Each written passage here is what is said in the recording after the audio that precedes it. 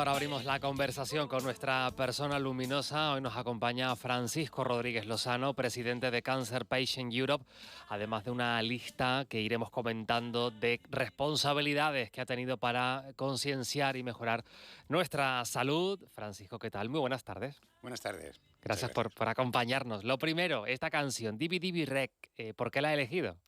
Una canción que siempre me ha gustado, es una canción de Ismael Lo, que bueno, es un senegalés, que estamos relativamente cerca de Senegal, y es una canción que habla de la sencillez, y siempre me ha gustado esta canción. Esta canción, si la tuviéramos que ubicar en un espacio, en un escenario vital, ¿dónde lo llevaría, Francisco? Bueno, insisto, la sencillez, o sea, es una canción que habla de las cosas sencillas, las cosas que no son complicadas. Ismael Lo estuvo además en Tenerife hace años, actuó aquí en el año 2016. Y bueno, creo que no es a lo mejor demasiado conocido en España, pero transmite una sencillez en lo que canta que me gusta mucho, ¿no? Aparte que además, bueno, pues ahora mismo, con todo el problema que tenemos con la migración y demás, pues a veces nos sentimos próximos a esta gente de Senegal.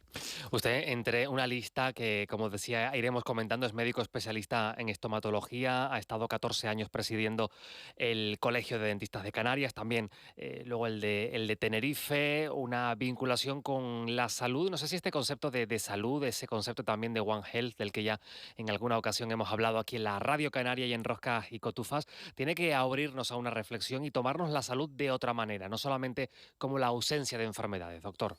Efectivamente, yo creo que ha llegado un momento en que tenemos que ir avanzando en el concepto de salud, ir un poquito más allá.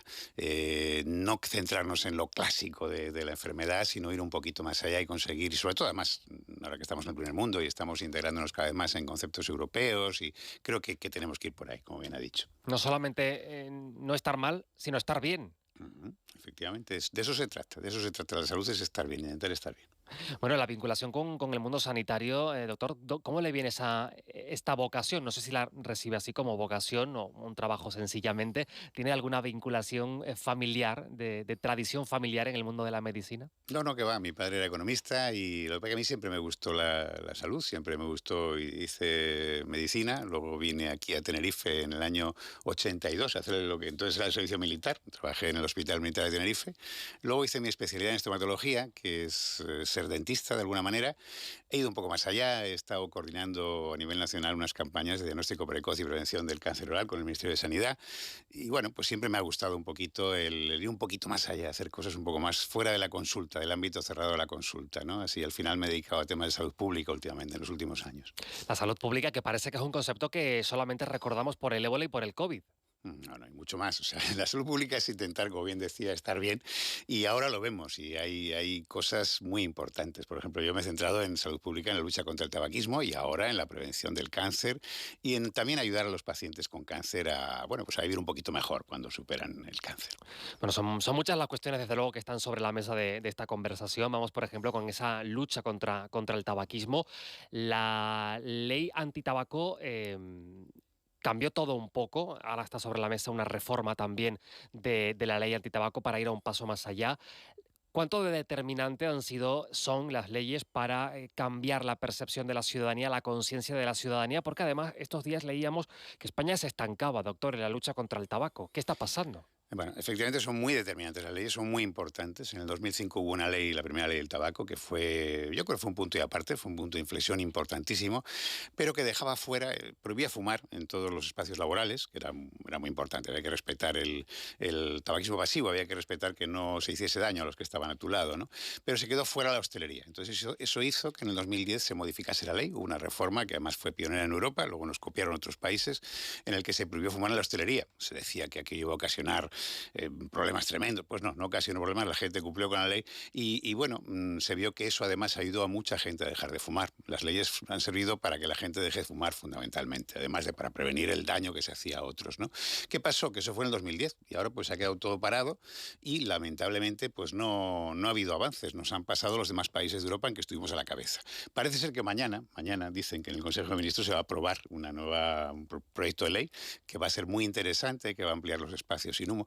Pero, bueno, mañana se aprobará en el Consejo de Ministros, probablemente, pero hasta que esto lo veamos, pues va a pasar pues 1 año y medio todavía, porque eso tiene que ir a debate en el Congreso, supongo que habrá otra vez presiones desde los lobbies del tabaco, en fin, va a ser interesante el periodo de ahora. Yo espero que la ciudadanía pues haga lo que pasó las otras 2 veces, ¿no? Que es que haya un debate social sobre el tema y que al final la gente se manifieste y los políticos hagan lo que la gente quiere. ¿Qué es lo que ocurrió en el 2005-2010? ¿Por qué fueron tan eficaces las leyes? Porque se debatieron en el Congreso y porque hubo una mayoría social aplastante en favor de las leyes. Espero que ahora pase lo mismo. Además, algo ha cambiado la cosa desde el 2005 y del 2010, porque cuando parecía que estábamos, y lo estábamos, a la cabeza en esa lucha contra el tabaco, de repente aparecen los vapor, aparece el cigarrillo electrónico, que quedaban ahí en una especie de limbo, y se puede ver incluso, esto lo he visto, no sé si también nuestros oyentes o si tú incluso, doctor, lo ha visto alguna vez, estar en un restaurante y se puede vapear. Es que es legal. Eso es lo que una de las cosas que vienen en la ley, en el proyecto de ley de modificación. Se va a intentar equiparar todos estos productos. Ahora mismo es legal fumar vapers en un restaurante, ¿no? Y bueno, pues aunque digan los que lo venden que esto es solamente vapor de agua lo que emiten, pues no, emiten productos tóxicos. Lamentablemente es una forma de iniciarse en el tabaco, en la gente joven. Habíamos visto que la gente, poco a poco, con el esfuerzo que hemos hecho los sanitarios de aumentar la percepción del riesgo sobre el tabaco, la gente cada vez tiene más conocimiento del riesgo que produce el tabaco. Yo creo que la sociedad va sabiendo que el tabaco no es bueno, ¿no? Bueno, y habíamos conseguido una reducción del porcentaje de la prevalencia de tabaquismo importante en España, que se estancó efectivamente, pero que fue mejorando, y además mejorando especialmente en los niños, cosa que nos preocupaba especialmente, ¿no? Era muy interesante que los niños no empezasen a fumar. Y sin embargo, ¿qué pasa? Que ahora aparecen estos productos. Las tabaqueras viven de la nicotina. Yo creo que el negocio no es el tabaco, sino la nicotina, la adicción. Tienen que enganchar a gente a su droga, ¿no?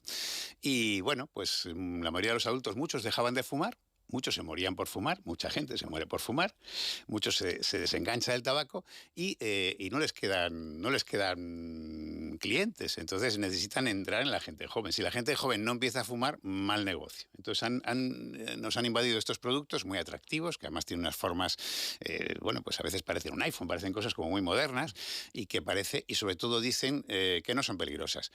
No dicen ya que no sean del todo malas. O sea, ahora su mensaje es que son menos malas que el tabaco. Eso dicen ellos, ¿no?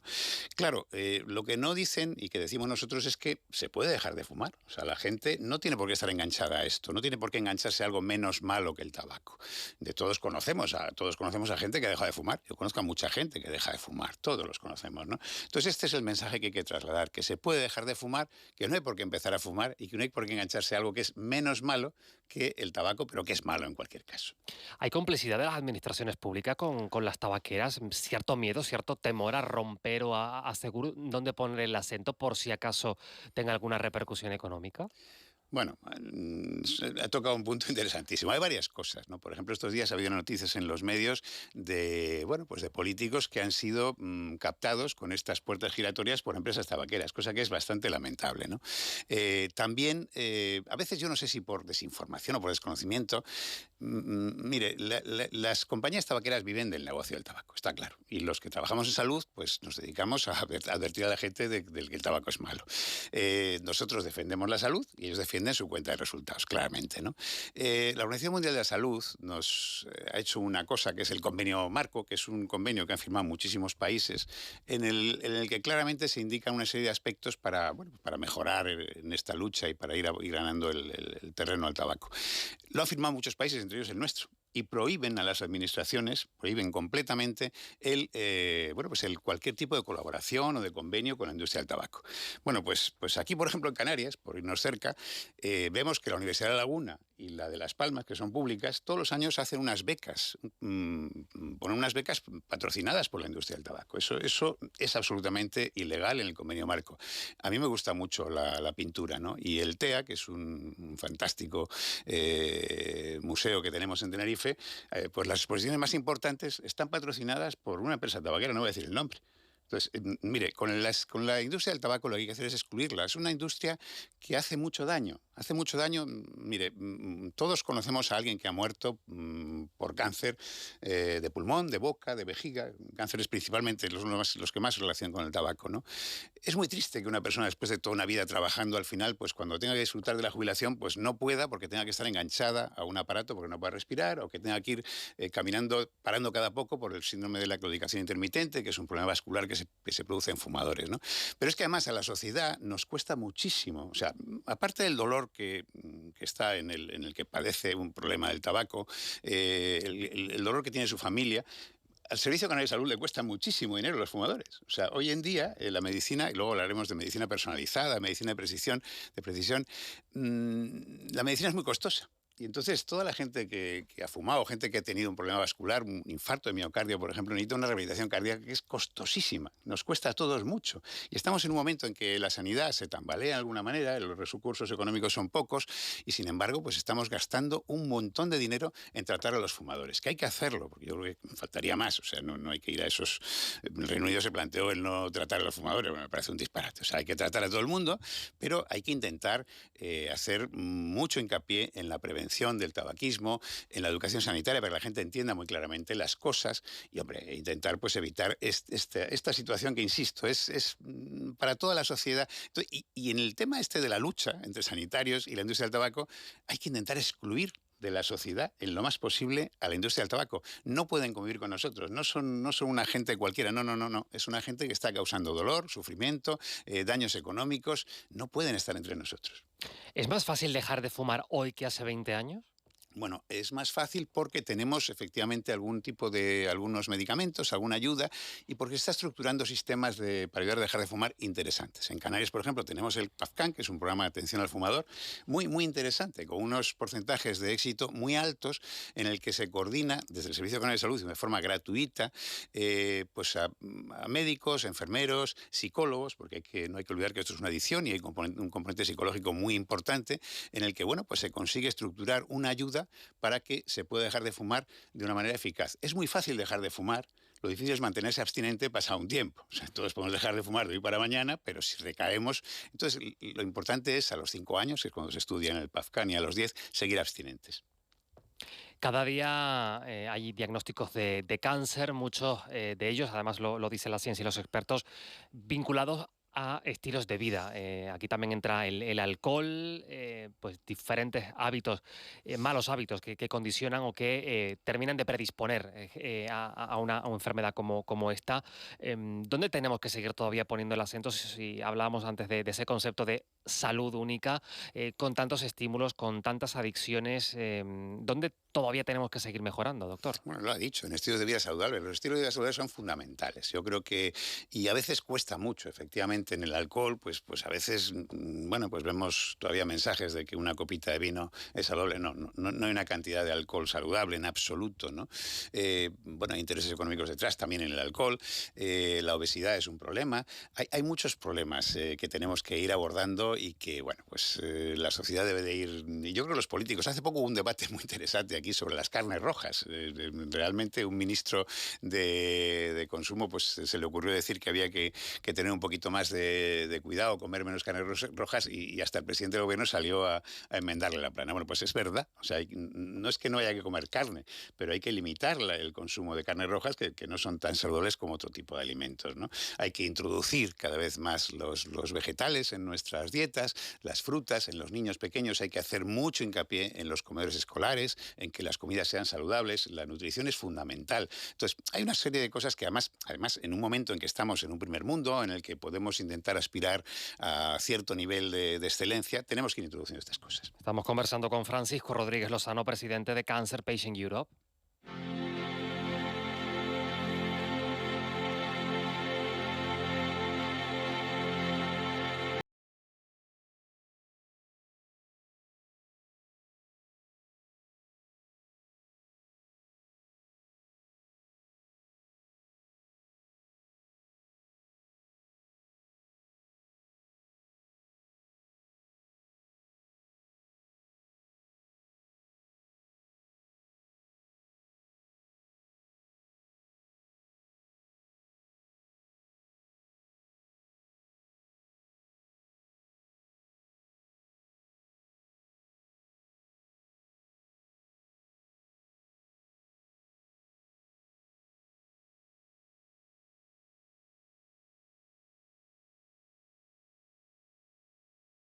nuestro invitado. ¿Por qué ha elegido en esta ocasión a Sinéad O'Connor para compartir este ratito con nosotros?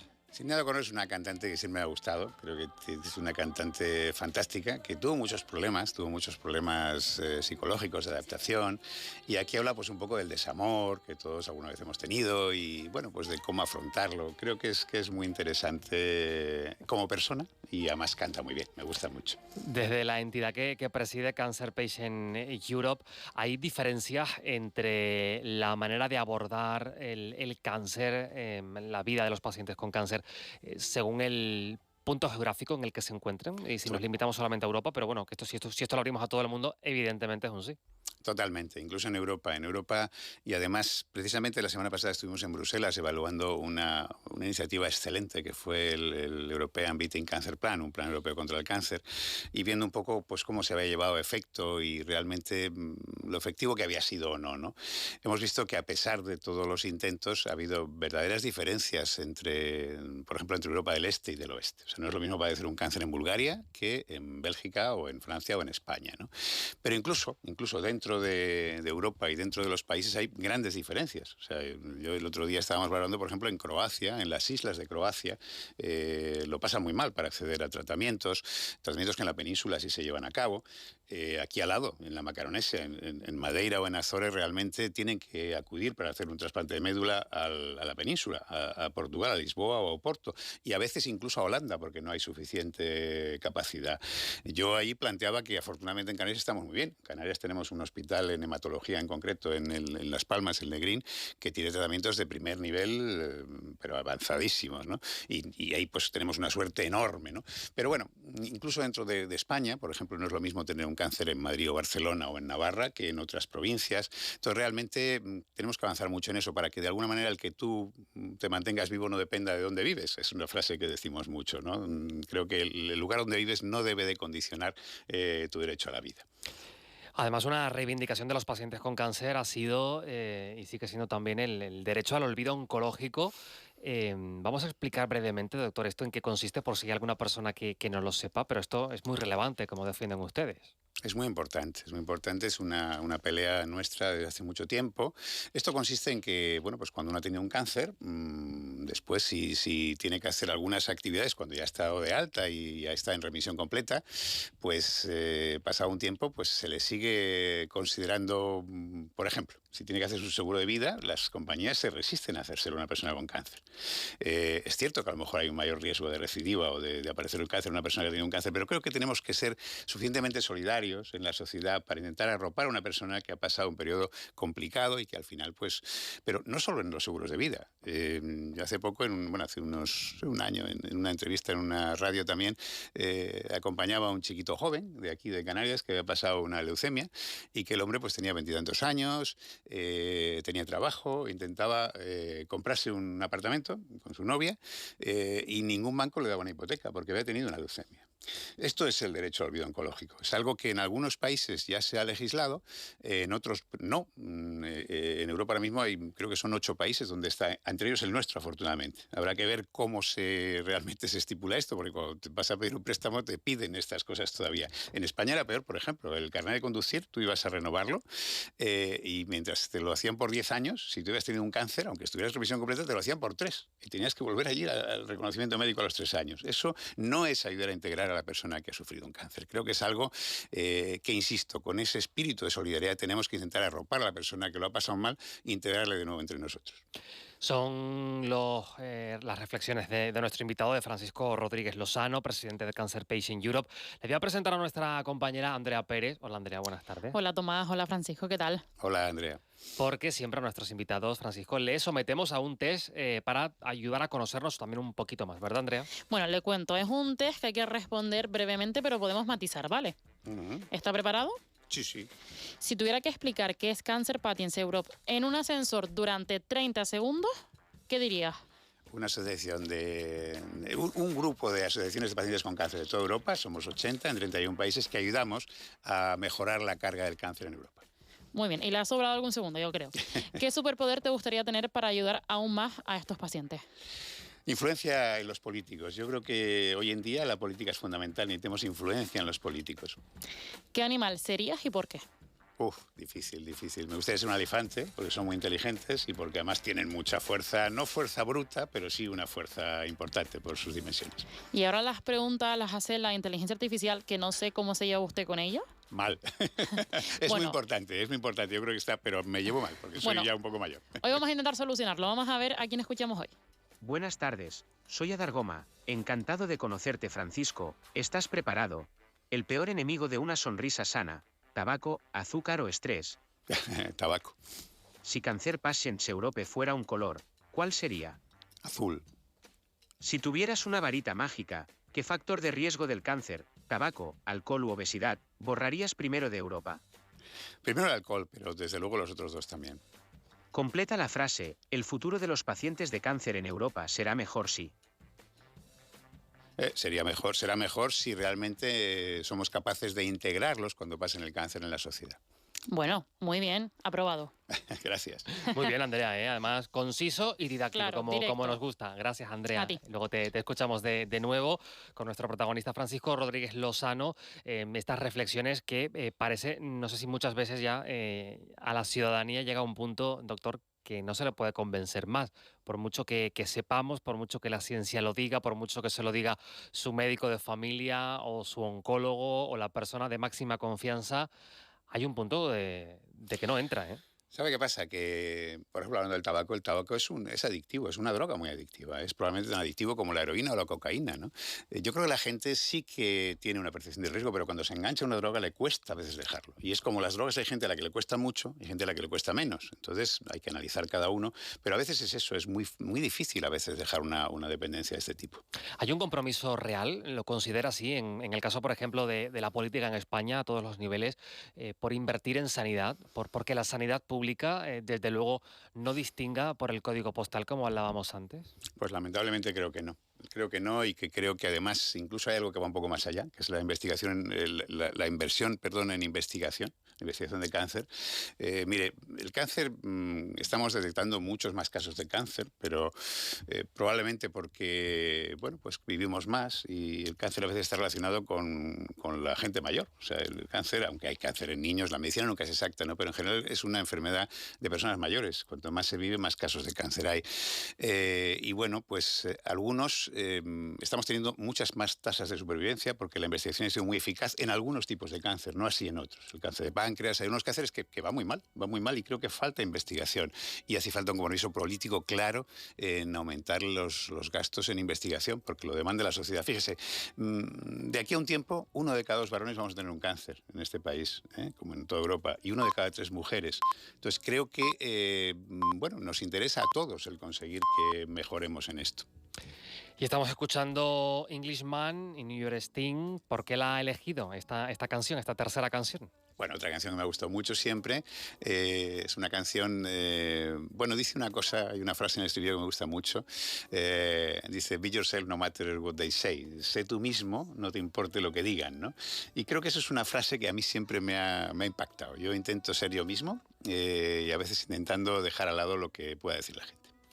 Francisco Rodríguez Lozano es presidente de Cancer Patients Europe, es médico especialista en estomatología, una referencia sin duda también en la lucha contra el cáncer, contra el tabaquismo, a favor de la salud, indistintamente del lugar en el que estemos, en el que residamos, en el que hayamos nacido. Francisco, gracias por compartir este ratito con nosotros en Roscas y Cotufas y ser hoy nuestra persona luminosa. Muchas gracias a vosotros, un placer.